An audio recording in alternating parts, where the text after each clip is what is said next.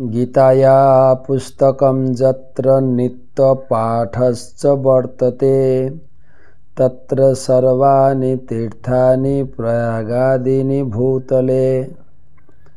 যেখানে নিত্য গীতা পাঠ হয় সেখানে প্রয়াগ আদি সমস্ত তীর্থ অবস্থান করেন। আজকের গীতা পাঠ পঞ্চম অধ্যায়ে কর্ম সন্ন্যাস যোগের দ্বিতীয় শ্লোক। শ্রী ভগবানুবাচ সন্ন্যাস কর্ম যোগশ্চ নিঃশ্রেয়সকরা বুভৌ তয়স্তু কর্ম সন্ন্যাসাৎ কর্মযোগ বিশিষ্যতে। পরমেশ্বর ভগবান বললেন কর্ম সন্ন্যাস ও কর্মযোগ উভয়ই মুক্তিদায়ক, কিন্তু এই দুটির মধ্যে কর্মযোগ কর্ম সন্ন্যাস থেকে শ্রেয়।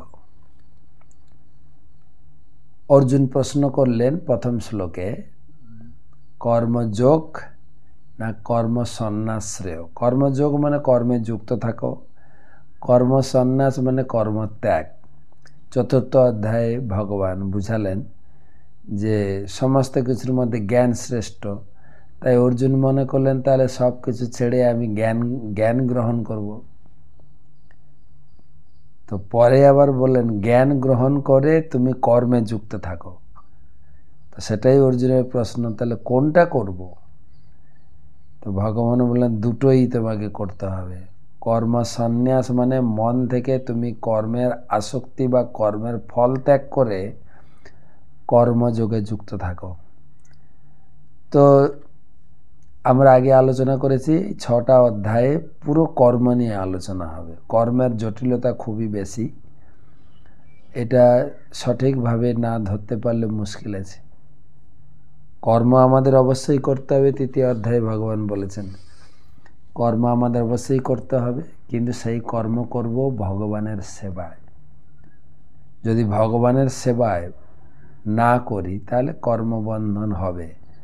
তাই ভগবান বলছেন কর্ম সন্ন্যাস, নিজের ভোগ আকাঙ্ক্ষা পরিত্যাগ করে কেবল ভগবানের সুখের জন্য কর্ম করো, তাহলেই তুমি প্রকৃত সুখ লাভ করবে। ভগবানের সেবায়, তোমার সেবায় দুঃখ হয় যত সেও তো পরম সুখ।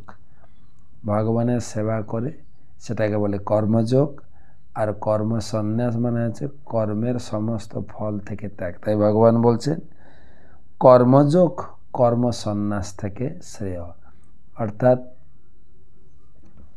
কর্মের আশা ত্যাগ করে ভগবানের সেবায় যুক্ত থাকো।